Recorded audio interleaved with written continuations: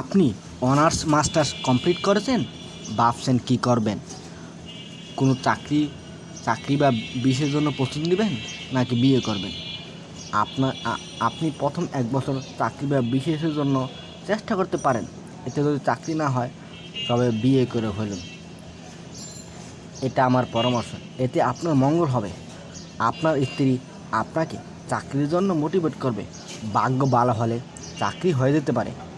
আমার এই কথা বলার কারণ হচ্ছে, আমি দেখেছি অনার্স মাস্টার্স কমপ্লিটের পর আমাদের দেশের ছেলেমেয়েরা তেমন পড়ে না। 1 বছর যাওয়ার পরই অনেকে হতাশ হয়ে যায়।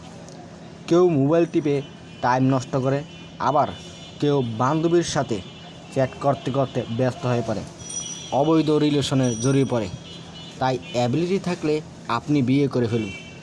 বিয়ে করলে পারিবারিক ঝামেলায় চাকরির প্রস্তুতি নিতে পারবেন না, এই অজুহাত দিবেন না। মনে রাখবেন, আপনার বিশেষ হওয়ার সম্ভাবনা 0.5%।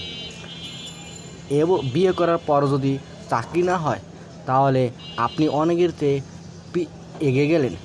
আপনার জীবন অন্যদের তুলনায় অনেক আগে থেকে শুরু করতে পারলেন।